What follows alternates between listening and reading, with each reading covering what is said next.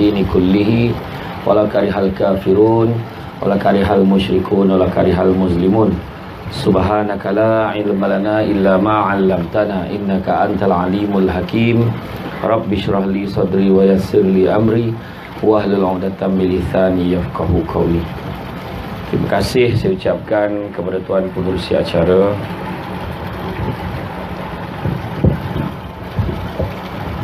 yang juga merupakan setiausaha kepada Surau Al-Muwafiqin,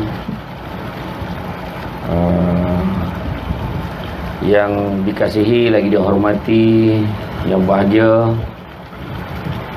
Tuan Haji Abdul Hadi Muhammad Saleh, Pengarah Jabatan Perpaduan Negara dan Integrasi Nasional Negeri Perak Darul Rizwan. Terima kasih Tuan Haji kerana sudi hadir ke program kita pada malam ini. Jarang-jarang nak tengok pengarah turun. Biasa doh ya hal malam ni pengarah turun okey-okey tu. Kan? Okey-okey. Begitu juga pengurusi program Tuan Haji Syarudin bin Dik serta barisan Hulu Balang Jawatankuasa, tuan-tuan dan puan-puan yang dirahmati Allah sekalian. Bersyukur kita kepada Allah Subhanahu Wa Taala kerana pada malam ini kita diberikan ruang dan peluang oleh Allah Subhanahu Wa Taala kepada kita untuk sama-sama kita meramaikan majlis ilmu pada malam ini.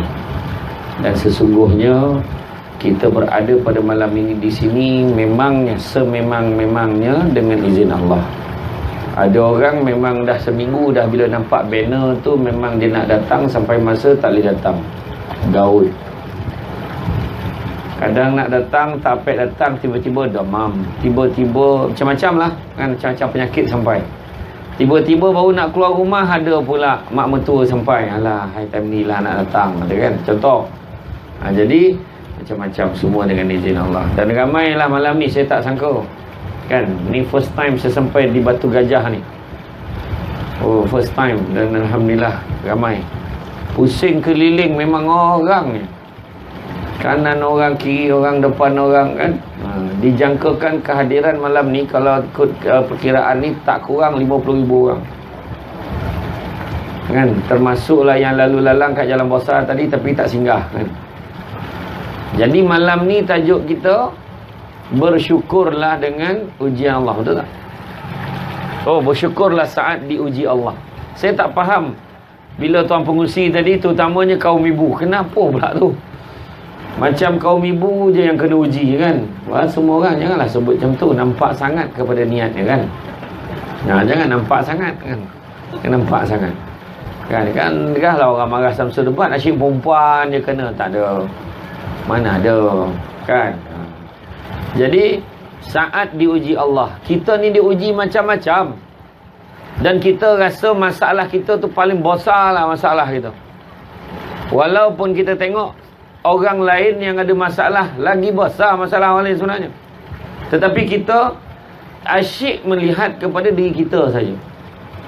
Dan dalam melihat masalah-masalah kita, kadang cuba banding orang lain. Ada orang tu muka dia berkorut hari Jumaat. Hari ni lah.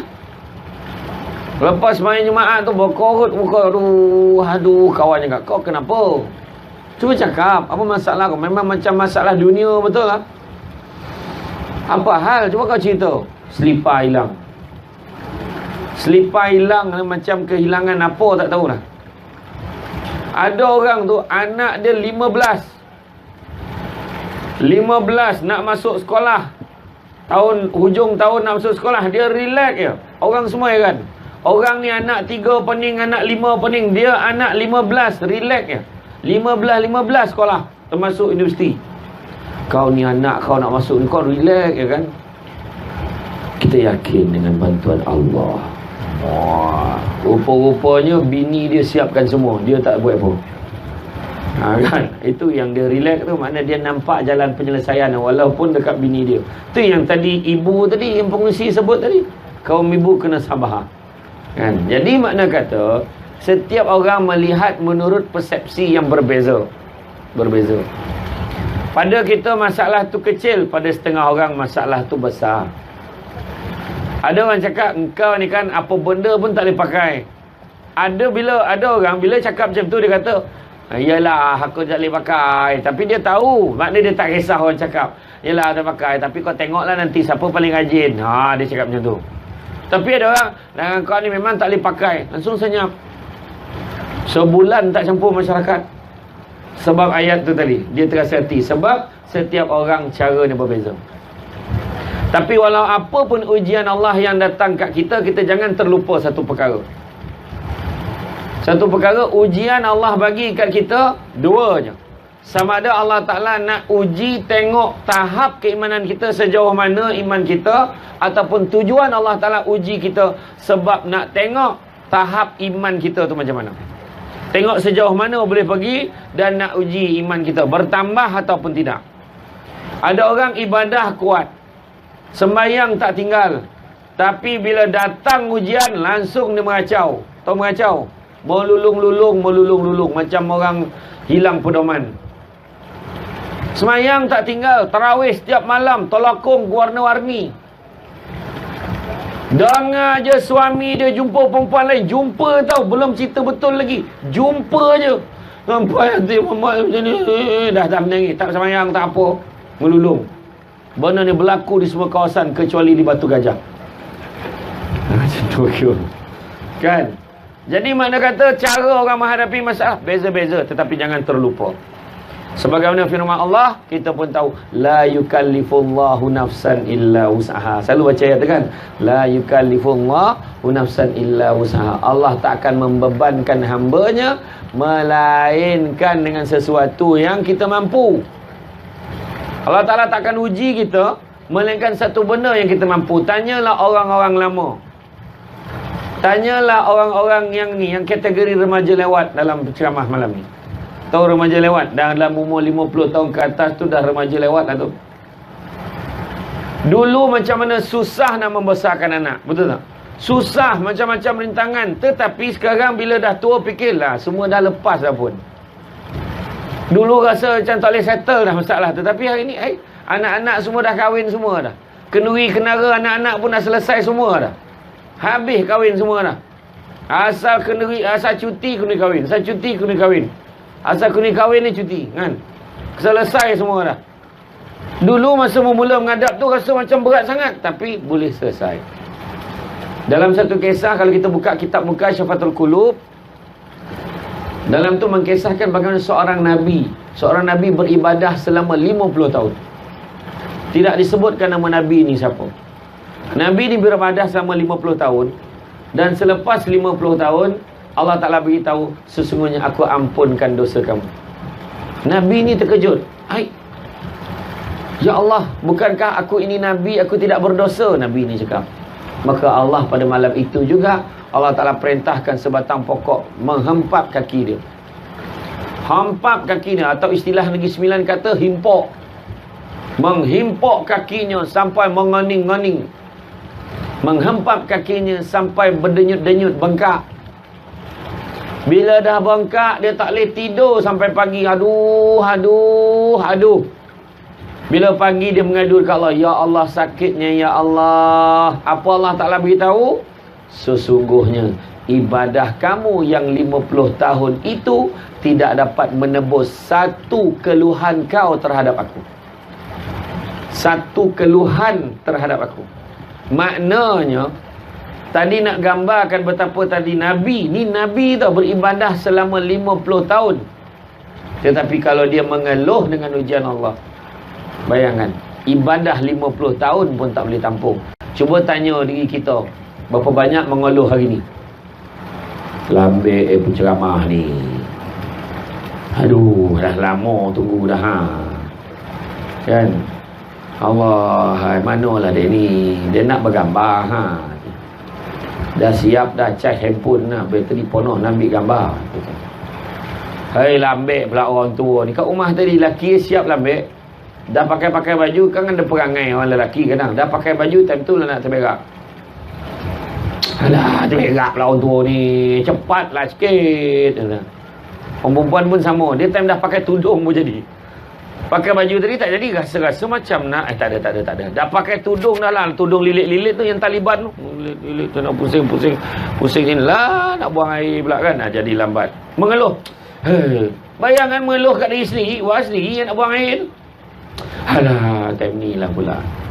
Jadi bila sebut tentang ujian Allah, kan, ujian Allah, antara soalan-soalan yang selalu kita tanya apa dia? Soalan yang pertama, yang selalu kita tanya, kenapalah aku ni diuji? Soalan ni, betul tak? Kenapalah aku ni diuji? Maka kena ingat, dalam Quran Allah Ta'ala dah beritahu, apakah manusia itu mengira bahawa mereka dibiarkan saja mengatakan kami telah beriman? Adakah dibiarkan saja kita ni, aku ni seorang yang beriman, yang mana sedangkan mereka tidak diuji? Dan sesungguhnya kami telah menguji orang-orang yang sebelum mereka, maka sesungguhnya Allah mengetahui orang-orang yang benar, dan sesungguhnya Dia mengetahui orang-orang yang berdusta. Surah Al-Ankabut ayat 2 hingga 3. Maknanya bila mana kita diuji itu, barulah kita boleh ukur tahap keimanan kita. Aku seorang beriman, aku seorang beriman. Belum tahu lagi, tunggu ujian sampai. Tu saya cakap, ada orang dia semayang, mengaji, sedekah, datang ujian, itu ujian yang sebenar, nak tengok tahap keimanan kita. Ada orang semayang tak tinggal, mengaji elok, orang dengar je pasal duit hilang, orang ambil, mula dihambun orang, langsung habis. Tak berguna, aku dalam ponek kumpul duit ni, segamak dia curi duit dia, biar matilah, berkombong lah perut ambil duit yang tu, kan? Dia terlupa duit ni hilang tu pun sebenarnya dengan izin Allah berlaku tu, kan? Jadi, bang, duit kita hilang bang, Allahu Akbar, nak buat macam mana, tak ada rezeki. Tapi tak apalah, mudah-mudahan kita dapat ganti baliklah duit tu. Macam tu nampak? Kau dapat lah, payah tu, termasuk yang bercakap ni. Bukan cakap orang tu, termasuk yang bercakap ni. Kita boleh nasihat orang, tapi diri kita tu sebab pesan tu, pesan diri sendiri juga, kan? Kasut baru beli, kan? Pergi masuk surau Al-Muwafiqin, contoh. Masuk surau semayang, keluar tinggal sebelah kasut tu. Bukan dua-dua hilang, sebelah hilang.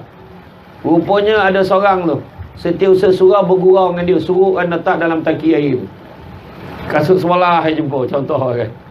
Jadi maknanya masa tu, kuang ajar siapa lah ni. Masa tu ujian untuk kita. Ujian untuk kita. Sahabat, bukan tak ada orang bergurau dengan dia. Sahabat-sahabat bergurau dengan Nabi. Makan buah tamar kan, makan buah tamar. Nabi makan dengan sahabat-sahabat, makan buah tamar. Sahabat-sahabat bergurau macam mana? Makan yang buah tamar, sahabat-sahabat biji buah tamar tu dia orang letak kat pinggan Rasul, kat pinggan Nabi letak. Nabi makan buat tak reti, Nabi nampak ni semua letak biji buah tamar tu kat pinggan dia. Sudahnya penuh pinggan Nabi dengan biji buah tamar, kan? Penuh ni. Kalau kita, kau pahal semua letak kat pinggan aku ni. Kalau kita, Nabi relax ya. Sudahnya sahabat-sahabat bertegur, ya Rasulullah, banyaknya kau makan buah tamar ni ya Rasulullah. Nabi senyum ya. Nabi cakap, alhamdulillah daripada kau orang sampai biji-biji kau tolak, sebab pinggan dia kosong. Langsung semua tergelak. Maknanya Nabi boleh absorb, Nabi tak marah pun, Nabi serap benda tu, tak ada masalah pun. Nabi faham niat dia nak bergurau. Nampak tak? Kan? Itu dia ujian tu kecil-kecil. Nabi kena uji lagi tahu daripada kita. Kita meninggal suami, Allahu Akbar, meninggal isteri, aduh, penghujung dunia dah rasa, kan? Tapi Nabi kehilangan isteri yang paling disayanginya, Siti Khadijah. Punya baik, punya sayang Nabi kat Siti Khadijah, sampaikan Aisyah sendiri cemburu pada Siti Khadijah, walaupun Siti Khadijah dah lama meninggal dunia. Nampak? Nabi rasa kehilangan. Lepas tu hilang bapa saudaranya lagi, Abi Talib, macam mana? Bayangkanlah betapa sedih hati Nabi. Kemudian Nabi berdakwah seorang-seorang, Nabi dihina, Nabi diseksa, baling macam-macam. Nabi di pulau, orang semua nak bunuh Nabi. Tapi Nabi, apa sikap Nabi? Nabi positif, Nabi maafkan semua orang. Jadi mana antara kita yang dapat ujian lagi tahu daripada ujian Nabi? Dia cakap, siapa dia? Siapa pun dia cakap, saya dengan Nabi lebih kurang sama yang ujian ni. Siapa ni cakap? Tak berani lah. Kita tahu ujian Nabi lagi besar, lagi tahu daripada kita. Tetapi Nabi sabar. Nampak? Tu sebab kita ni kadang-kadang bila uji marah. Bila uji, oh ni kurang ajar. Ada orang tu pula, dia bergurau dengan orang, tak apa. Orang bergurau dengan dia marah. Ada? Tak apa perangai. Dia ngusik orang, tak apa. Orang ngusik dia, tak boleh. Ada yang masuk air ni, ada. Kan? Tiap-tiap taman, tiap-tiap kampung ada wakil, kecuali di Batu Gajah tak ada, tempat lain. Jangan cari pula. Kan? Sedangkan kita ni kena sabar. Kan, bersyukur di saat Allah menguji kita, sebab ujian ini tanda kasih sayang Allah terhadap kita. Allah Ta'ala ingat kat kita tu sebab Allah Ta'ala uji kita. Ingat tu. Kan? Setiap ujian yang ditimpa oleh Allah SWT, sebenarnya Allah nak mengurniakan sesuatu ganjaran yang lebih besar dan lebih baik. Kita andaikan sekali ujian sampai kat kita, kita andaikan kita nampak laut. Laut tu macam mana kita nak cakap? Laut ni apa? Luas. Apa warnanya? Warna apa? Lah, bila tanya koma. Tak boleh jawab. Warna apa? Biru. Kan, kadang-kadang biru tu ada kehijauan-hijauan sikit. Nampak cantiknya, tenang, luas terbentang. Betul tak? Danlah luas terbentang. Kita tahu yang Allah Ta'ala maha mengetahui apa yang ada di dalam lautan itu. Kita hanya nampak tenang ya, tapi dalam tu macam-macam binatang, macam-macam batu, macam-macam ada. Macam-macam hidupan-hidupan laut ada dalam tu. Kita tahu. Macam itulah ujian ni. Hidup kita macam itulah, luas. Jangan sibuk memikirkan satu masalah, sedangkan banyak lagi benda yang boleh kita fikirkan. Pandang pula ke sungai yang mengalir. Air sungai tetap akan mengalir. Walau macam mana pun batu-batu dekat bawah tu, beribu-ribu batu menghalang air tu, tetapi air tetap mengalir seperti biasa. Kalau diampang air tu akan nenek-nenek, akhirnya dia akan tetap lepas ke sebelah sana. Takkan boleh menyebabkan air tu patah balik. Tak ada. Tak ada. Macam tu juga kehidupan kita. Macam mana pun masalah kita, kehidupan mesti diteruskan. Dan dah tengok laut, dah tengok sungai, jangan lupa tengok langit. Betapa luasnya dekat langit. Dan kita boleh melihat, dongakkan kepala kita, bermohonlah kepada Allah. Tatkala susah, tatkala diuji, hanya Allah jualah tempat kita mengadu. Minta tolongan Allah, bukan dengan manusia. Aduh, hai, peruntukan ni payah betul lah tahun ni. Lambek betul, Grand KRT ni masuk contoh. Kita pun doa, ya Allah, bantulah penduduk di sini, ya Allah. Grand KRT Lambek Bona masuk, ya Allah. Mudah-mudahan kami dapat aktiviti ini senang, ya Allah. Allah Ta'ala bukan makbulkan bagi peruntukan Grand dengan pengarah-pengarah di antara sini. Contoh ni, contoh. Kan, pengarah sampai. Bukannya duit ni nak, kan? Jangan risau. Malam ni kau hulu memang ditonyoh. Sila segerakan peruntukan untuk KRT ini. Aktif dah. Tapi syaratnya laporan mesti lengkap. Siap laporan bergambar berapa bulan. Ini tiap-tiap tahun hantar gambar tahun lepas. Gambar atas tahun 86 punya aktiviti hantar lagi. Kan, kau ingat apa? Ingat pengarah tak tahu ke? Pengarah tahu. Tahu. Ni pengarah negeri lah, bukan pengarah daerahan, bukan pegawai daerah punya, bukan pegawai perpaduan daerah. Ini negeri tu. Jangan main-main. Jadi maknanya macam tu. Serahlah pada Allah. Dah tengok laut, dah tengok sungai, pandanglah ke atas, dongakkanlah kepala kita, bermohonlah kepada Allah. Soalan yang kedua yang biasa ditanya, apa soalannya? Soalan kita, kenapalah aku ni tak dapat apa yang aku hajatkan? Betul tak? Kenapalah anak aku ni tak dapat 10A, ya Allah. Doa, ya Allah bagilah anak aku 10A dalam SPM, ya Allah. Poning ke pula budak tu? Dah lah dia ambil subjek 9 ya. Macam mana pula nak dapat 10A? Aduh. Macam manalah aku nak dapat suami yang tampan macam Fatah Amin? Tak dapat. Macam mana nak dapat suami yang tampan macam Aaron Aziz ataupun penceramah? Hujung tu dengar ke? Saya slowkan tadi tu. Dengar juga ke? Aduh mak, terlapih lah tu. Kan? Macam mana nak dapat? Kan? Syukur dengan apa yang ada. Macam mana lah nak dapat isteri secantik Fazura ataupun Nilofa? Macam mana nak dapat tu? Aduh, hai kan? Jangan risau. Syukur walau siapa pun isteri kita. Sempong lah. Tahu sempong? Sengit. Tapi suami sengit ya. Dapat isteri mula nampak ayu tapi mulut tak berhenti, macam rabih bercakap. Pumpam. Memang macam tu orang perempuan hobi kat rumah berceramah walaupun tak ada tajuk. Kan? Biarlah suami kita tidak setampan Fatah Amin. Biarlah isteri tidak secantik Nilofa. Saya tengok Nilofa ni biasa, tak adalah cantik pun lah, tapi tak tahulah pandangan dia terhadap saya. Macam tu kita.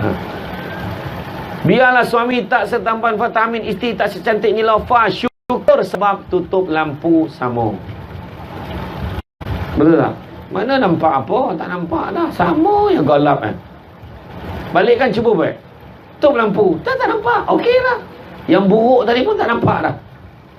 Gelap. Ya kan? Gabur-gabur terasa. Okey lah. Kan? Ada orang sebelah ni. Ada. Pegang laki tu pegang Roy. Boroi. Pegang. Seronoknya pegang suami. Perut suami. Okey lah. Nampak tak? Kita ni cakap kenapalah aku tak dapat. Jangan lupa Allah Ta'ala dah jawab dalam Quran. Dalam surah Al-Baqarah ayat 216. Apa Allah Ta'ala beritahu? Maksudnya, boleh jadi kamu membenci sesuatu padahal ia amat baik buat kamu. Dan boleh jadi kamu menyukai sesuatu padahal ia amat buruk bagimu. Allah mengetahui sedangkan kamu tidak mengetahui. Dulu kita nak kat boyfriend, fras, putus cinta. Bodoh. Sampai hati buat orang macam ni. Matilah kau. Kita marah budak lelaki tu. Putus cinta. Kita pun mulalah tak boleh ikut jalan tu, ikut jalan lain. Rupa-rupanya Allah Ta'ala nak temukan kita dengan suami kita yang jauh lebih baik daripada boyfriend kita dulu. Macam tu fikir. Saya dulu berapa ramai perempuan reject saya kat universiti. Semua tak nak kat saya. Hari ni baru dah tahu nilai ni Syamsul. Dia ni dulu nak kat mak ni cik. Keluarlah cerita tu agaknya lah. Kan? Tak ada lah. Jadi maknanya kadang-kadang Allah Ta'ala ada sebab. Sebab nak temukan kita dengan yang lebih baik. Kan? Contoh tadi. Saya nak minum air tak dapat. Nak minum air tak dapat. Sebab dia bagi botol dengan air tapi tak tuang. Contoh. Rupa-rupanya saya malu-malu. Rupanya dekat sini ada air. Nampak tak? Rupa-rupa kat sini ada air. Walaupun tak tuang, saya tuang. Maknanya apa yang kita tak dapat dulu mungkin kita akan dapat akan datang. Anak kita fras anak kita. Apalah teruk sangat UPSR 6E. Aduh, malu mana nak seruk muka, bodoh tongan tering. Orang Perak cakap kan. Melantun-lantun bodohnya yuk. Kan.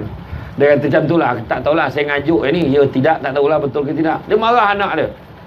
Sampai PMR PT3 teruk juga. Ya Allah, Yub, apa kamu belajar ni Yub? Ya ilaha illallah. Kau ngikut siapa bodoh macam ni? Kata.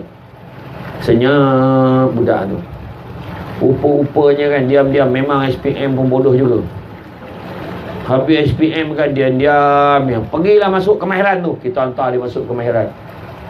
Dia buat apa kat kemahiran tu? Dia belajar diploma dia belajar ambil sijil kemahiran cat. Dia pun masuklah belajar. Rupa-rupanya belajar dekat IKBN kan. IKBN kan? Belajar IKBN ke IKM ke esok kemahiran ni kan. Dekat sana duduk asrama. Ada ustaz-ustazahnya ajar semayang apa semua. Rupanya dapat belajar semayang dekat sana. Baru dia faham kenapa daripada dulu kena belajar. Lepas tu dia dah dia belajar satu. Akhirnya dia jadi anak murid yang taat. Bila keluar kan dengan kemahiran semburan cat tu, dia buka satu bisnes kecil-kecilan, kumpul duit sikit-sikit, mula kerja dengan orang. Akhirnya dia buka bengkel semburan cat dekat kampung tu. Buka bengkel semburan cat, ramailah orang hantar kereta dekat dia. Makin lama dah tak menang tangan. Dia upah pula budak-budak kampung tu bekerja dengan dia. Akhirnya dia jadi bos besar dekat bengkel tu. Dah ada banyak pula cawangan bengkel semburan cat. Semua orang suka hantar kat dia sebab kualiti cat dia bagus. Dan akhirnya tadi, bila anak kita dah berjaya, kita pun seronok sangat. Bila seronok sangat, kita terlupa yang kita pernah bodoh-bodohkan dia daripada sekolah rendah, bodohkan dia masa dia PT3, bodohkan dia masa SPM. Dan kita hantar dia ke institut kemahiran macam letak dia dalam tong sampah. Pergilah kau sana. Itu je kot tempat kau tu. Sedangkan sebenarnya yang paling baik untuk anak-anak kita, saya nak pesan kat semua. Bila anak kita. Saya faham tahun ni ramai anak kita ambil PSR ni, tak lama lagi PSR. Lepas tu PT3, lepas PT3 SPM, STPM. Doa yang paling baik, doalah, ya Allah, kau berikanlah anak aku keputusan yang terbaik untuk peperiksaan ini, ya Allah. Jadi walau apa pun keputusan tu serah ke Allah Ta'ala, apa je keputusan yang keluar, itulah yang terbaik. Berapa keputusan SPM kau nak?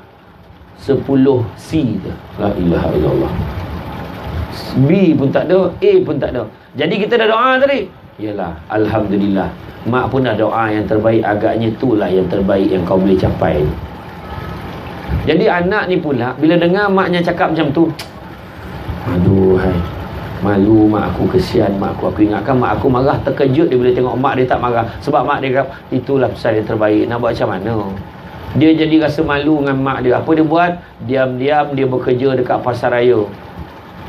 Bila kerja kat pasar raya, sambil-sambil tu balik tu kan, balik malam dia buat ambil pula kelas malam. Dia ulang balik SPM tu. Ulang balik SPM, akhirnya result dia lebih baik daripada yang dulu. Dia dapat sambung belajar, akhirnya keluar daripada universiti. Dia kerja elok, dia mula bagi sara hidup dia dekat mak-mak dia, bagi kat mak, bagi kat ayah dia. Jadi betul tak keputusan dia tadi yang 10 C tadi tu adalah keputusan yang terbaik? Ya, itu keputusan terbaik sebab mengubah dia menjadi manusia lebih baik. Sebab dia sedar daripada keputusan dia tu. Sebab kena faham. Kadang-kadang kita marah kan, kita marah orang tu. Berapa ramai orang perempuan marah, tak suka, benci tengok jantan tu. Nyampah kata dulu. Akhirnya jadi suami dia. Berapa ramai? Nampak tak? Kita marah anak kita, ni tak apa benda, tak berguna punya anak, kita marah dia. Rupa-rupanya bila dah tua kita tak larat, itulah anak yang bela kita. Dialah yang cebokkan kita bila kita tak terdaya. Dia yang mandikan kita, suapkan makan kita. Dia sanggup buat.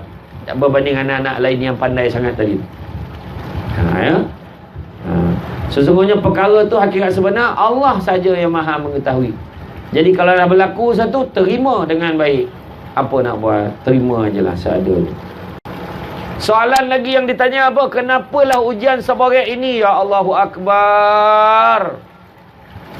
Kenapalah ujian barik macam ni? Dalam Quran menjawab, Allah tidak akan membebani seseorang melainkan sesuai dengan kesanggupannya. Surah Al-Baqarah ayat 246. La yukallifullahu nafsan illa wus'aha. Tu dah. Tiba-tiba dengar suami kahwin lagi. Allahu Akbar, hancur luluh hati ini. Tegama abang buat saya macam ni. Jadi ingat, serah ke Allah Ta'ala. Ni saya nasihatkan, orang perempuan sabar je. Betul. Macam mana pesan pengusi tu, maksud pengusi tadi, terutama kaum ibu tu kan. Maksud saya apa? Sebab Allah Ta'ala nak uji kita. Tu sebab orang perempuan, kalaulah apa, don't take things for granted dalam bahasa Jawa tu. Jangan ambil mudah dalam layan suami. Suami pun jangan ambil mudah dalam layan isteri. Jangan biarkan isteri kita tu ambil berat. Suami pun jangan ambil berat isteri, isteri ambil berat pada suami. Faham? Nabi pun pesan dalam Al-Quran tu, Nabi pesan apa? Seperti mana kamu mempunyai hak ke atas isteri-isteri kamu, isteri-isteri kamu juga mempunyai hak ke atas kamu. Tu Nabi pesan clear. Saya ulang balik. Seperti mana kamu mempunyai hak ke atas isteri-isteri kamu, isteri-isteri kamu juga mempunyai hak ke atas kamu. Faham? 2 kali dah saya ulang tu. Dapat tangkap tak maksud dia? Sekali lagi. Seperti mana kamu punya hak ke atas isteri-isteri kamu, isteri-isteri kamu juga punya hak ke atas suami kamu, ke atas kamu. Maksud dia tu, isteri-isteri tu bukan ramai isteri, tapi sebab ramai lelaki ditujukan tu, ramailah isteri. Faham? Jadi macam mana pun orang lelaki kena jaga hak isteri. Satu pun tak terjaga, nak lebih. Betul tak perempuan? Betul tak? Oh, yang tu kuat jawab. Yang itu soalan. Sebab ramai orang yang tak tahu. Kadang-kadang tentang hak ni, termasuklah juga bagi nafkah. Saya nak ingatkan orang lelaki. Orang lelaki wajib bagi nafkah pada isteri dia. Walaupun isteri dia bekerja. Wah, tengok. Inilah poin dia buat balik kerja lagi. Bang dengar tak ceramah tadi? Tak, kalau abang dengar lah. Ingat tak ayat dia pasal nafkah tu? Saya cakap tak apa dengar lah. Boleh tak abang ulang balik? Wah, saja kan. Memang betul kena bagi. Setidak macam contoh, dia nafkah ni termasuklah makan minum dia malam tu. Supaya membolehkan dia, memungkinkan dia hidup lagi besok sebab dia makanan tu. Ada kemungkinan. Melainkan dia tercokik mati tak makan. Itu nasib lah. Macam mana? Kan? Tapi makna kata nafkah tu termasuklah bagi makan. Tak semestinya bagi duit. Jadi bila kita keluar macam ni kan, dengar ceramah, bini tak ikut, nampak ada gerai tu, macam-macam jual. Dia pun tanya, tak payah tanyalah. Hello, Assalamualaikum. Yang nak tak abang bungkus apa-apa? Salah soalan tu. Yang dekat sini abang ada kat pasar malam sekarang ni, ada kacang rabui, ada nasi lemak, ada nasi goreng. Sebut nak yang mana? A, B atau C? Contoh. Jadi dia kena pilih, sebab tu nafkah malam tu untuk dia makan. Sebab ni kan tak sadap pula abang makan seorang dekat luar. Abang kena bungkus untuk yang cakap nak yang mana. Tak apalah bang, semua yang di atas. Bolehlah semua. Kacang rabui boleh, mi boleh, nasi boleh. Boleh semua. Bawa balik. Faham tak? Jadi macam tu. Ya? Jangan. Tapi kalau orang perempuan tu bekerja dan dia tak nak, boleh. Tak ada masalah. Abang, contoh, suami bagi. Nah, yang ambil ni duit nah. Ambil lah dalam envelope ni, ada sikit duit lah untuk yang berbelanja. Abang, ya Allah, abang ni apa ni saya ambil. Abang ni susah aja. Buka dalam RM20. RM20 tu. La ilaha.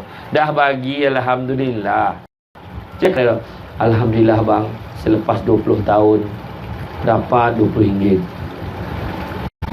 Saya sangat sedih dan terharu dengan keprihatinan abang terhadap saya. Kau jangan nak sindir-sindir aku bagi untung, dia kata kan.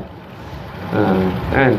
Ataupun suami bagi, nah yang ambil, tak adalah banyak sangat dalam ni, ada dalam RM5,000. Ambil lah. Ambil lah. Abang, saya kan kerja, saya tak nak duit ni, abang ambil lah. Abang ambil. Abang simpan untuk pembelajaran keluarga kita. Tentang saya tu, pandailah saya cari sendiri. Orang lelaki jangan risau, itu tak akan berlaku. Dia ambil, mesti ambil. Kau hulu mesti dicapainya. Zap, tahu tak apa tu kan. Kan. Tapi kalau orang lelaki lah tiba-tiba bagi duit macam tu, yang ni tak adalah banyak sangat dalam RM5,000. Apa berlaku? Orang perempuan tu mulalah telefon anak dia. Hello. Beritahu adik-beradik semua balik cepat. Ayah kau dah nampak tak ada nak mampu sangat tadi tu. Kan? Masalah pula tu kan. Asal buat baik terbiat. Buat baik terbiat. Biarlah dia buat baik, okey dah tu. Kan, syukur alhamdulillah. Nampak tak? Tadi dia bagi duit salah, tak bagi duit salah, bagi banyak salah, bagi sikit salah. Apa masalah? Kan? Jadi bila dah bagi tu syukur, alhamdulillah bang, makasihlah banyak. Macam tu. Jadi kalau Allah Ta'ala uji kita sabar. Nampak tu sebabnya kalau kita nampak ada dalam surat khabar tu ada orang tu dia kahwin lebih. Kita nampak dalam surat khabar tu orang ni kena tangkap pasal rasuah. Kita nampak dalam surat khabar lah orang tu kena tuduh menggelapkan duit macam ni. Kita nampak. Bila nampak berita macam tu dalam TV ke dalam surat khabar, jangan kita cepat mulut tau. Fikir dulu nak cakap ni. Kadang-kadang kita nampak, ni lah dia bercerah, ni lah dia. Manusia hari ni buta hati, buta mata, kelabu mata nampak duit, tak bersyukur langsung saat diuji oleh Allah. Nampak ayat kan? Tu ambil tajuk malam ni.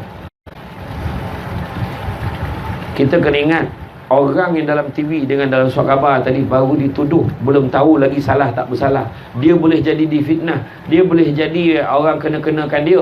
Jadi maknanya kita jangan cepat melatah. Tetapi apa kita boleh cakap? Mungkin kita lebih baik lagi kita nak cakap. Sebab apa? Kalau kita cakap macam tu, macam kita ni baik sangat, buta mata, buta hati. Minggu depan tu ada seorang datang bawa beg duit. Bawa beg, satu beg penuh, RM50,000, RM1,000. Nak ambil, tolong buat sesuatu untuk aku. Kita pun tolong. Rupanya kita lagi teruk daripada orang yang kita cakap. Sebab orang tadi belum tentu lagi salah tidaknya. Yang kita ni dah tentu salah. Kita buat, kita sedar. Jadi apalah salahnya bila nampak macam tu doa. Nampak orang ni kena tangkap, jadi kita doa, Ya Allah, Kau jauhkanlah aku daripada ujian seperti ini, Ya Allah, sebab aku tak tahan. Memang tak ada siapa tahan lah. Ujian kena tangkap, ujian kematian, ujian anak hilang, macam-macam. Ujian macam-macam tu kita minta jauhkanlah daripada kita, sebab kita tak kuat. Kita kena cakap. Nampak orang tu bini ompek, bergambar dekat dalam surat khabar, kami bahagia, contoh. Janganlah kita marah, gatal, nak mati, menyusahkan aja tu. Janganlah, jangan ngada, jangan tengok ni ngada. Bangga macam tu. Cuba doa, Ya Allah, jauhkanlah aku daripada ujian seperti ini, Ya Allah, kerana aku tak kuat, Ya Allah. Doa minta ke Allah Ta'ala. Ya Allah, Kau jauhkanlah aku daripada ujian seperti ini, Ya Allah. Biar suami tu doa. Sungguhnya aku tak kuat, Ya Allah. Kalau ya pun janganlah lebih 2, Ya Allah. Macam tu doa. Boleh? Geleng tak boleh. Saya tanya dengan Ashraf Muslim. Hari tu saya jumpa dia, saya tanya dia, tahu kenal tak Ashraf Muslim? Kan isteri dia diorang tu kan baik kan. Saya tanya, bang, share lah sikit. Siapa? Macam tu lah soalan. Dia cakap dengan saya, siapa? Itulah. Saya kata macam tu kan. Dia pun cakap, itu senang je, 10 aja tips dia. Dia kata, wah 10. Saya, apa dia? Saya cakap. Kalau saya boleh ingat, saya ingatlah. Yang pertama, kena bijak. Okey. Yang kedua, sampai yang ke-10, semua sabar je. Jadi senang lah ingat kan. Rupanya sabar tu nak kena banyak tau. Kita nampak dia okey, tapi rupa-rupanya kena sabar banyak-banyak. Iya. Tu sebabnya. Kan? Nah. Kita ni kena reda. Orang perempuan kena ingat tau. Orang perempuan, Nabi kata orang perempuan ni paling senang nak masuk syurga. Tinggal lagi dia nak tak nak. Orang perempuan cukup senang nak masuk syurga. 4 dia jaga. Pertama, jaga solat. Jaga solat, Alhamdulillah. Kedua, jaga puasa di bulan Ramadan. Alhamdulillah, kita pun jaga. Yang ketiga, jaga maruah diri, maruah suami. InsyaAllah, yang tu pun tak susah. Jangan burukkan suami kita. Jangan kita dedahkan diri kita kepada fitnah. Cukup. Dan yang keempat apa? Taat kepada perintah suami. Dan kalau 4-4 ni kita boleh buat, Nabi kata apa? Masuklah ke dalam syurga mengikut mana pintu, mengikut pilihan hati kamu. Tak nak ke? Rupa-rupanya dalam 4-4 tu kan, nombor 4 tu yang paling susah. Taat perintah suami itu susah. Mulai hari ini, taatlah segala perintah suami. Faham? Setuju ke tak setuju? Setuju tak? Jantan nak jawab. Setuju ke tak setuju perempuan? Setuju tak? Tengok tu. Dogi, wah ni hadis Nabi. Taatlah segala perintah suami. Setuju? Geleng. Bukan tak lah. Geleng. Okeylah, saya betulkan. Maka taatlah segala perintah suami yang baik sahaja. Setuju? Setuju tak? Pun tidak. Ya la ilaha illallah. Taatlah segala perintah suami yang baik saja. Setuju? Setuju. Bagus. Orang lelaki kahwin baik tak? Baik. Tahu tak apa? Kan? Tak adalah gurau ni. Tapi memang betul. 4-4 ni jaga, insyaAllah. Orang lelaki pun kena ingat, nak kahwin 2 tapi tanggungjawab tak boleh, baik jangan. Biarlah seorang. Yang seorang pun tak terjaga, macam mana?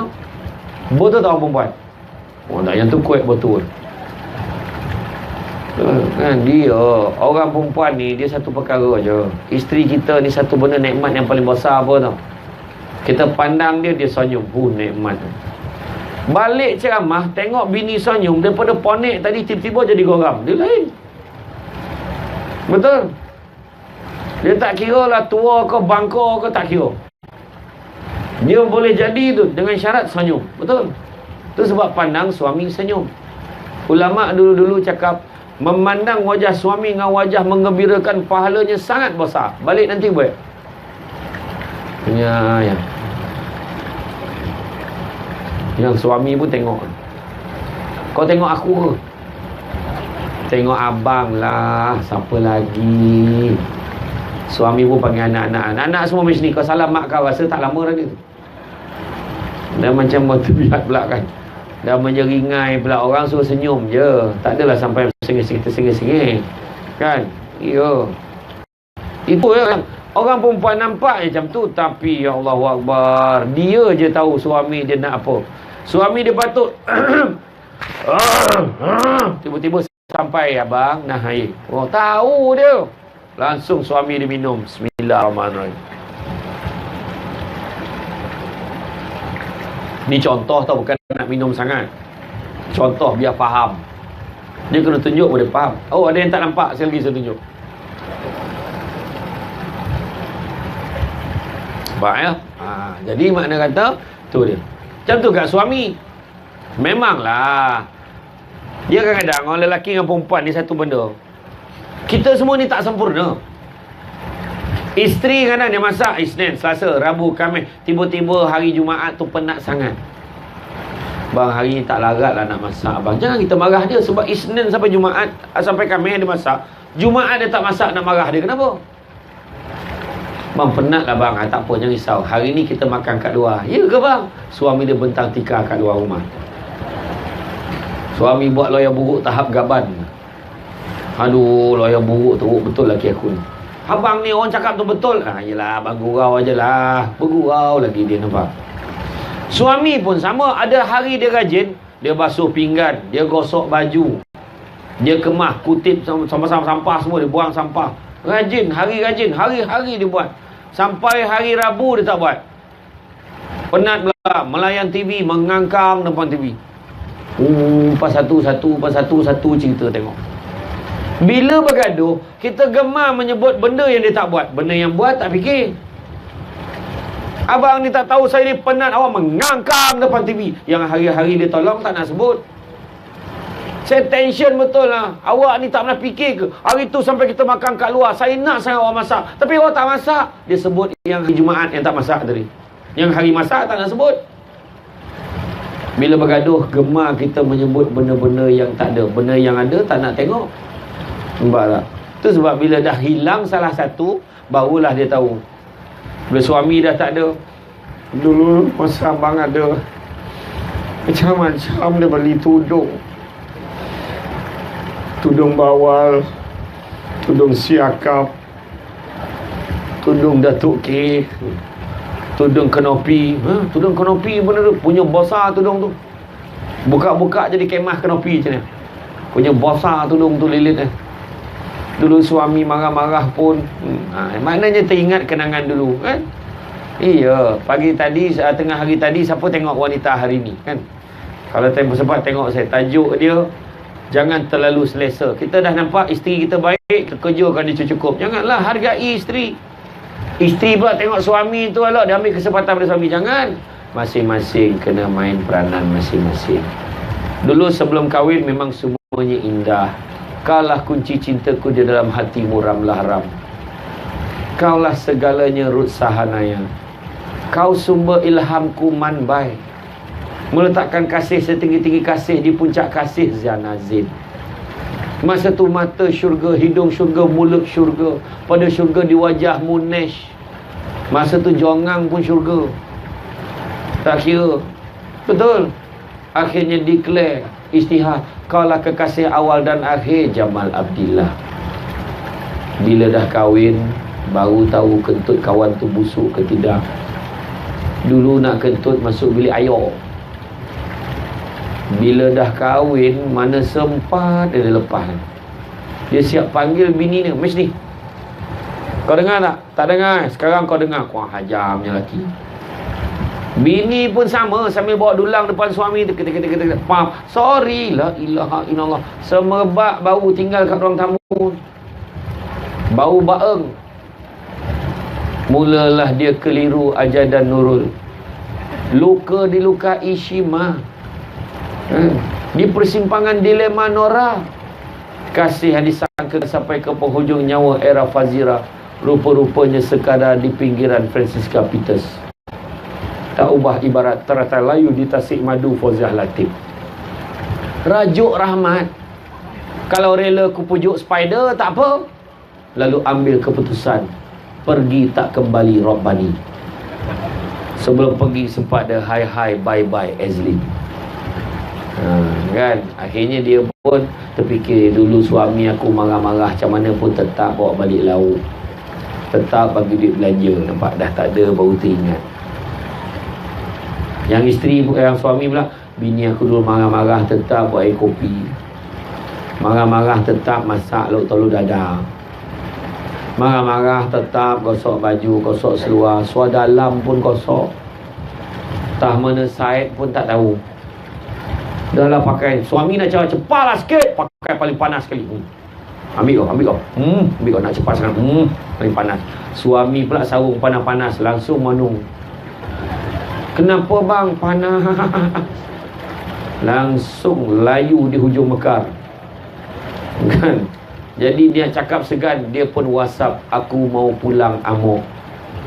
Dia pun jawab, terserahlah padamu era Fazira, seandainya masih ada cinta Dayang Nur Faizah. Dia pun baik balik. Bila baik balik, dia pun raikan cinta M. Nasir. Kerana barulah dia sedar yang semua ini adalah soal hati era Fazira. Dah lah tu, panjang sangat tajuk lagu kan. Okay. Kemudian yang keempat, soalan yang ditanya, kenapa kita rasa kecewa? Dalam Quran ada beritahu dalam surah Al-Imran ayat 139, janganlah kamu bersikap lemah dan janganlah kamu bersedih hati. Kita kecewa ni, maka ni ayat dalam Quran beritahu, janganlah kamu merasa lemah dan janganlah kamu bersedih hati, padahal kamulah orang-orang yang paling tinggi darjatnya jika kamu orang-orang yang beriman. Bila diuji oleh Allah, tenang, ingat Allah banyak-banyak, kerana Allah sedang meninggikan darjat orang yang sedang diuji. Ingat tu. Yakinlah sifat orang mukmin tidak akan rasa kecewa atau putus asa, kerana orang mukmin akan sentiasa redha dengan qada dan qadar. Jika kita merasa kita mulia di sisi Allah Subhanahu Wa Taala, kerana kita orang beriman dan bertakwa, maka akan hilanglah perasaan negatif ini. Itu sebab kena buang. Ingat ya, jangan nak kecewa sangat. Kan? Contohnya kita masuk dalam senarai nama dapat BRIM. Cucuk duit baki anda RM30. Tak masuk lagi duit BRIM ni. Kecewa. Beratur panjang cucuk duit tak masuk lagi. Minggu depan tak masuk lagi. Minggu depan tak masuk lagi. Kita pun mengamuk. Tak sabar mengamuk dekat pejabat ni. Kenapa ni nama saya ada tapi duit tak masuk-masuk lagi? Cek balik. Rupa-rupanya kita selama ni memang tak pernah ada nombor akaun. Kita daripada dulu daftar nombor akaun isteri kita. Lah, duit dah masuk rupanya. Masuk akaun isteri.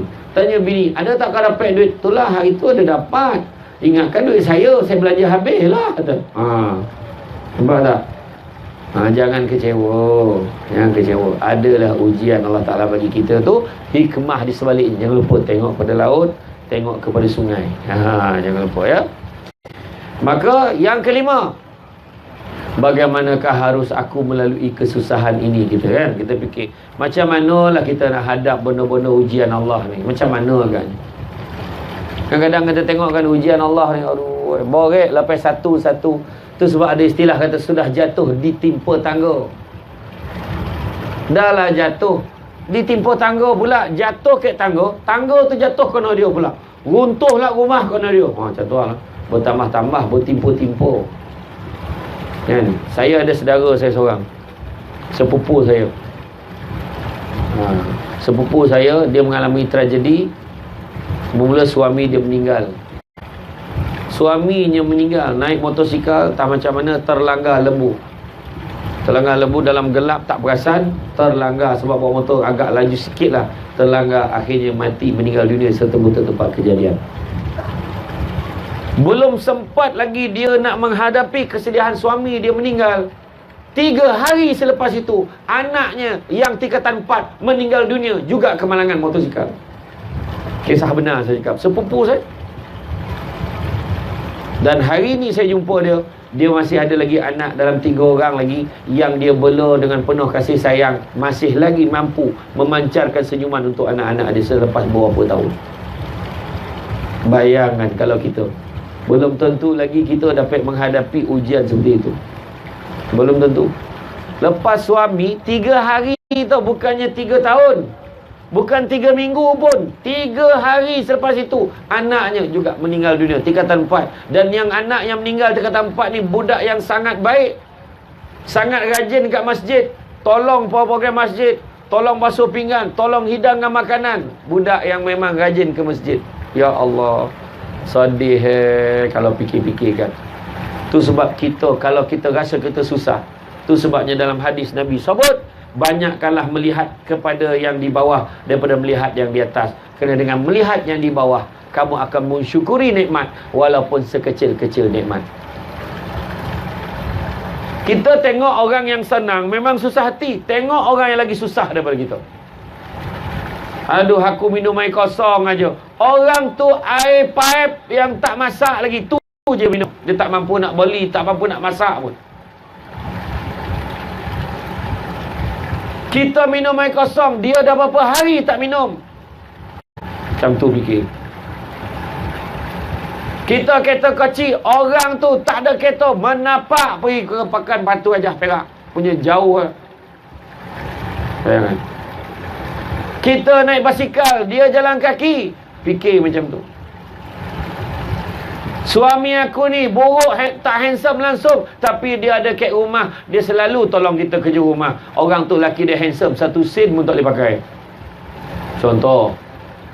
Bukan cakap orang handsome tu tak boleh pakai, tapi contoh bandingkan. Syukur dengan apa kita ada. Anak aku seorang, tak bila lah nak beranak lagi. Syukur ada anak, orang tu anak tak ada lagi sampai sekarang. Orang yang belum ada anak, syukur sebab ada orang tu ada anak tapi tak boleh jaga. Syukur. Orang tu mak bapak dah tak ada, maka kita syukur ada mak bapak. Orang tu, aku ni bila nak kahwin, umur dah banyak pula tu, syukur sebab Allah Ta'ala bagi peluang kat kita, mungkin supaya menumpu perhatian kepada kedua ibu bapa kita. Mungkin macam tu. Sentiasa ada rahsia di sebalik apa yang Allah Ta'ala bagi kat kita. Jangan kita susah hati. Dan bila kita fikir macam mana aku harus menghadapi kesusahan ini, dalam Quran ayat surah Al-Baqarah, surah Al-Baqarah ayat 45, dan mintalah pertolongan kepada Allah dengan jalan sabar dan mengerjakan salat, dan sesungguhnya salat itu amat berat kecuali bagi orang-orang yang khusyuk. Maknanya kita terus ingat ke Allah, berdoa pada Allah, minta pada Allah. Dalam salat kita, lepas salat doa, minta banyak-banyak pada Allah. Mudah-mudahan Allah Ta'ala memudahkan segala urusan dan permintaan kita. Kemudian apa lagi ujian? Kita pun tanya, kepada siapalah aku nak berharap? Bukan pada manusia. Hei, mujurlah ketua kampung tolong kita, kalau tidak mati weh. Salah ayat tu. Orang tua ni yang jadi ketua kampung ni mungkin jadi pemudah cara saja pada kita, tetapi penyebab asas dia adalah izin Allah. Segala apa pun, tak ada percaya. Quran menjawab, cukuplah Allah bagiku, tidak ada Tuhan selain daripada Allah, hanya kepadanya aku bertawakal. Surah At-Taubah ayat 129. Cukuplah Allah bagiku. Pernah tak kita letakkan Allah lah segala-galanya? Kadang-kadang tu sampai cakap tu, weh, baik kita jumpa YB ni weh, tak ada orang lain dah boleh kita, yang boleh tolong kita tu lah sesatu, kalau tidak mati weh. Mengucap balik. Kadang-kadang bercakap tak sadar, sedangkan kita ada Allah. Dunia ni sementara. Dunia ni sementara. Dan dalam sementara tu, kita mintalah bantuan Allah Ta'ala banyak-banyak. Malam tadi, berapa ramai orang tidur tak sampai minta pun nak hidup lagi pagi ni. Tapi tetap hidup sebab Allah Ta'ala sayangkan kita. Tak ada siapa pun bangun pagi tadi rasa frust. Aduh, hidup lagi ha. Kenapa lah hidup? Tak ada. Semua dengan gembiranya hidup. Oi, dah malam ni rupanya Samsul Debat datang. Oh, tapi tengok Samsul Debat. Tadi Samsul Debat lalu tadi macam-macam umpet keluar. Tingginya tak habis-habis. Dah memang set model memanglah macam tu. Model minyak cakapak. Kan? Memang adik-beradik saya tinggi-tinggi, nak buat macam mana kan? Macam OKU dia layan aku. Tingginya kata.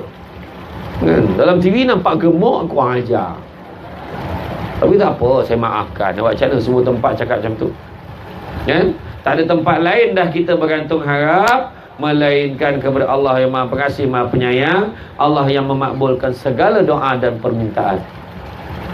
Ingat, jangan berhenti meminta kepada Allah, kerana Allah tidak pernah berhenti memberi kepada kita setiap hari sampai bila-bila. Allah Ta'ala memang bagi. Itu sebab minta, rugi kalau kita tak minta. Minta dengan Allah Ta'ala banyak-banyak. Sebab Allah Ta'ala tak pernah berhenti memberi kepada kita. Ni yang tengah duduk ni, apa yang Allah Ta'ala bagi kat kita? Nikmat boleh duduk ni.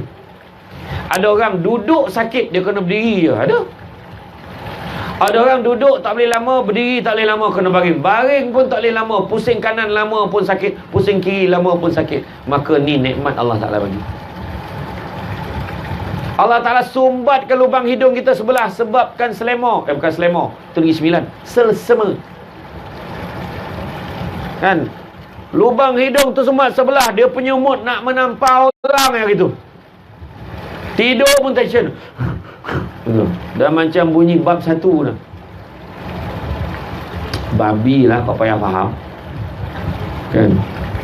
Yelah, pusing sini tersumbat, pusing sini tersumbat, dah mula marah. Nak marah siapa? Allah Ta'ala uji. Sebelah hidung tersumbat pun kita tak sabar. Kan? Allah Ta'ala uji kaki kita bengkak sebelah sebab terpelecok tadi jalan, terpijak lubang, tak perasan kat kawasan tanah ni ada belekuk-lekuk, terpijak, terpelecok, bengkak seminggu.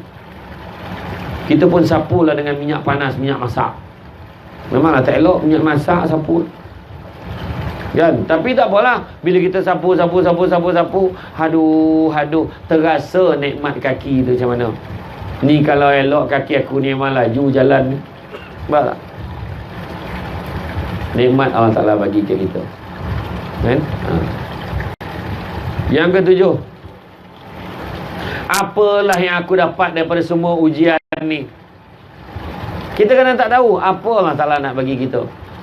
Saya nak beritahu peristiwa sebelum jadi Samsul Debat ni lah. 4 hari sebelum saya muncul di kaca televisyen buat kali pertama, yang mana saya tak pernah baca pun saya akan keluar TV macam sekarang ni. Kan? Saya memang keluar TV banyak, nak masuk tak muat. 4 hari sebelum saya muncul di kaca televisyen TV Al-Hijrah buat kali pertama, 4 hari sebelum tu saya nak pergi ke Bukit Merah, Perak. Bukit Merah, tahu kan? Bukit Merah. Berhenti di satu stesen minyak. Apa nama tu? Cangkat Jering tak silap saya. Dekat hentian rehat ada stesen minyak sebelum masuk Cangkat Jering tu. Cangkat Jering, Taiping Cangkat Jering kan. Masuk dekat situ sebab tayar tap berbunyi. Sebab tayar tu macam bocor. Rupanya memang dah kepet tayar tu kempis. Saya pun cuba pump. Kan? Nak tengok boleh naik ke tidak. Naik lah. Meletup kena muka saya, terbaring. Dan saya tak sedar dalam beberapa saat. Tak sedar, cuma saya terdengar ada suara panggil, "Bang, bangun bang." Budak stesen minyak tu datang. Sebab bunyi letupan tu sangat kuat. Nak beritahu dekat semua, kisah benar ni, tayar tu meletup kena muka saya. Luka muka saya macam seolah-olah kena chicken pox. Luka ni semua. Yang paling dahsyat sekali adalah serpih tayar ni masuk dalam kedua biji mata saya. Kisah benar ni, bukan buat-buat cerita. Masuk dalam mata saya dan akhirnya saya boleh drive kan, tapi mata saya antara kelabu tu macam berair je, bawa juga kereta. Pergilah ke Taiping, ada satu hospital, satu klinik swasta ni. Masuk, dia cek-cek, dia kata ni luka tak ada hal, tapi I kena refer you masuk ke hospital Taiping. Masuk ke Taiping, kena jumpa pakar mata. Masa tu saya dah cakap, sudah matilah, buta lah ni, buta dah, buta, Kasim selamat. Masuk jumpa dah.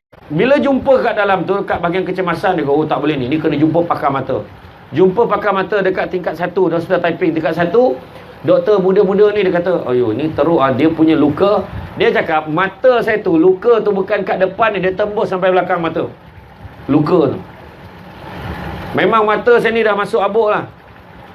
Akhirnya kena refer dengan pakar nombor 1, doktor perempuan Cina, cantik.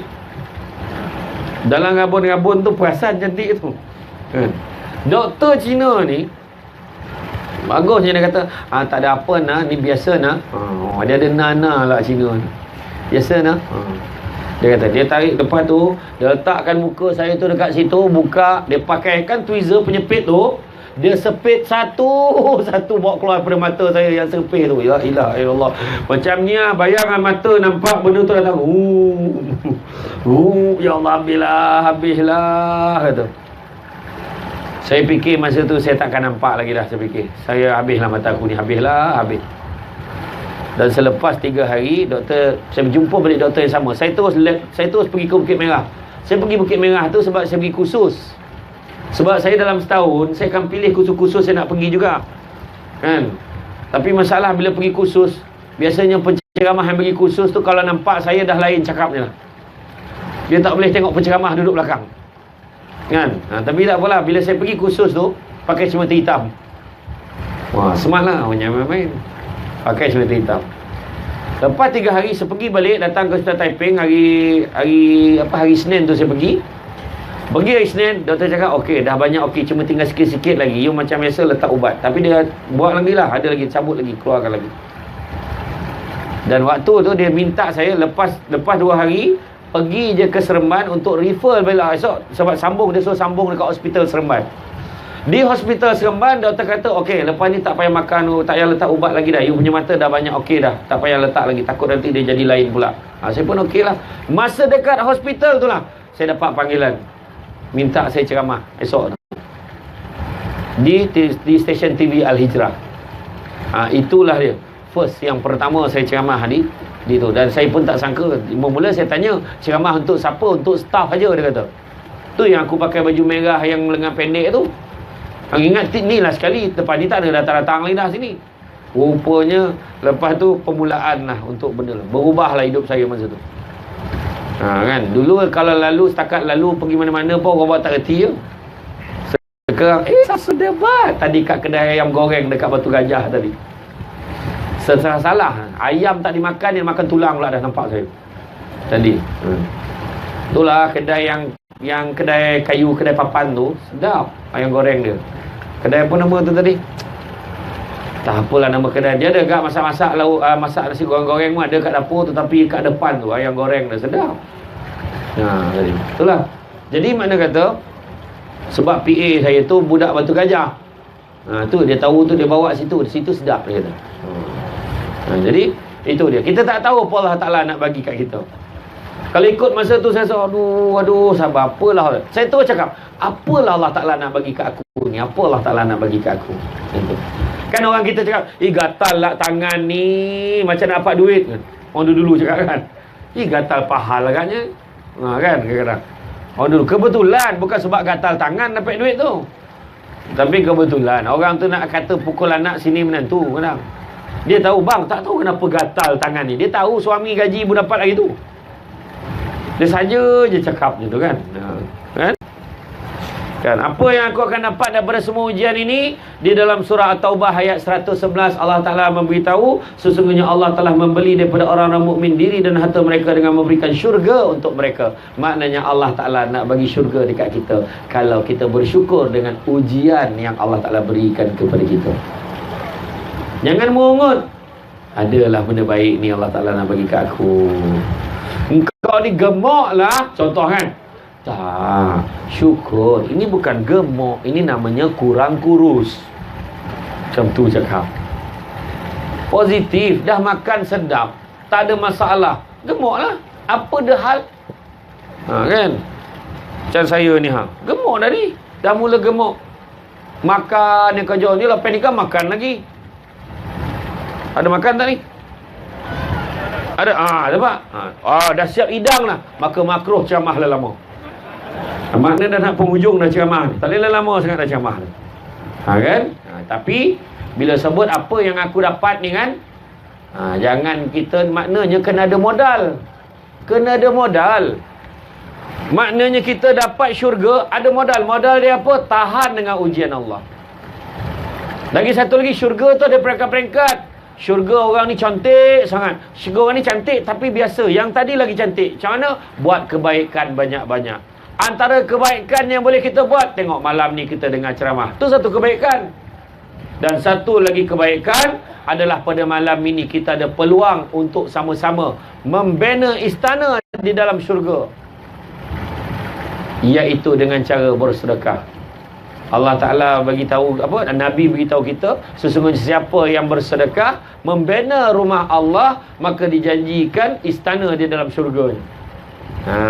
Jadi dengan ini saya melancarkan kutipan dana untuk tabung pembangunan surau Al-Muwafiqin. Jadi petugas-petugas bolehlah mula mengedarkan tabungan-tabungan kita tu kepada semua. Yang pakai baju dengan lencana khas tu, kan? Jadi tu jangan bagi, kalau tak boleh bagi sikit, bagi banyak. Tahu? Hari ni tak dapat, hari ni tak banyak, tak buat duit kecil, bagi 1,000. Kan? Macam tu. Saya kalau saya YB malam ni memang saya umumkan berapa dana saya bagi. Kan? Tapi saya ni YB juga yang berceramah.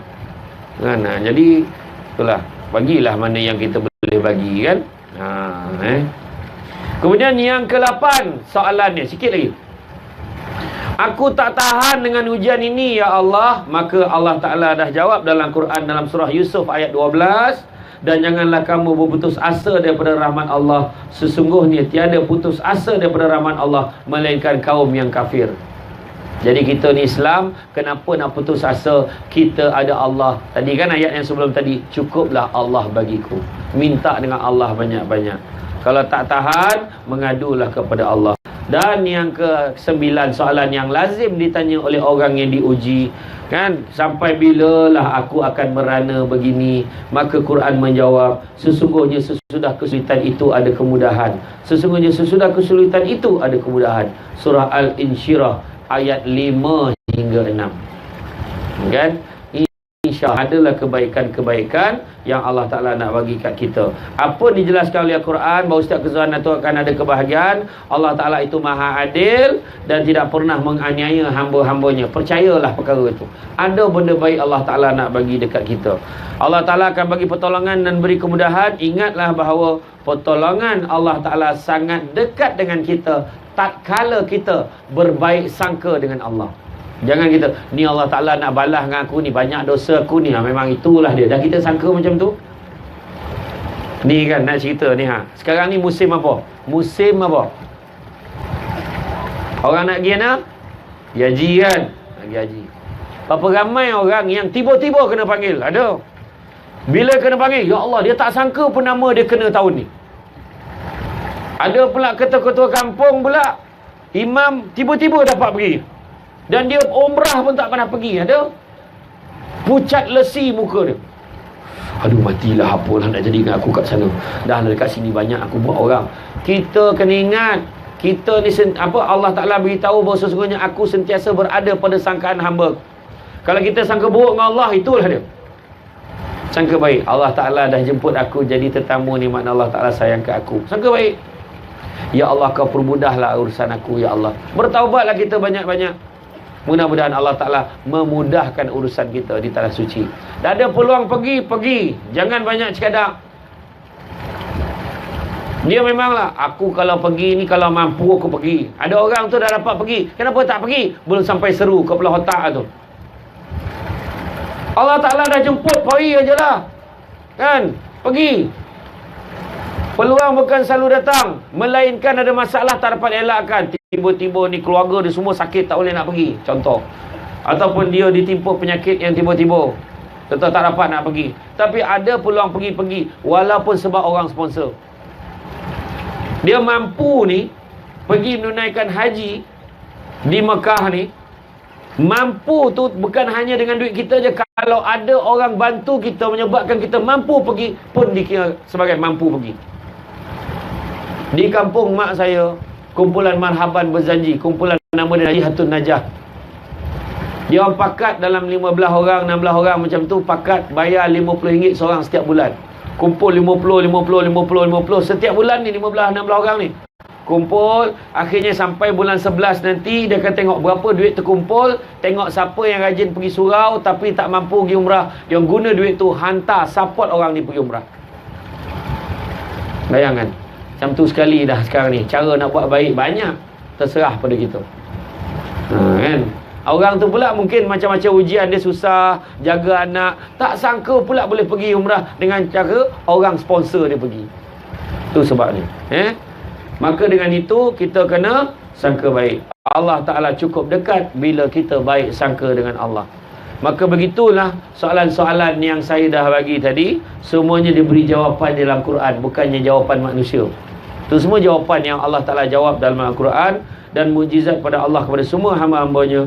Bila kita dapat memahami hikmah di sebalik ujian-ujian Allah ini, maka kita akan jadi tenang dan yakin dengan janji-janji Allah yang telah pun Allah Ta'ala nyatakan di dalam Al-Quranul Karim.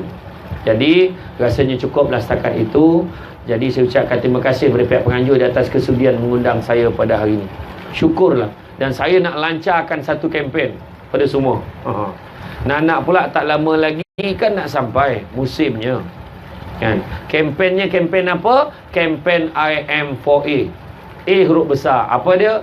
Ingat mati for Allah. Tu kempen dia. Ingat mati for Allah.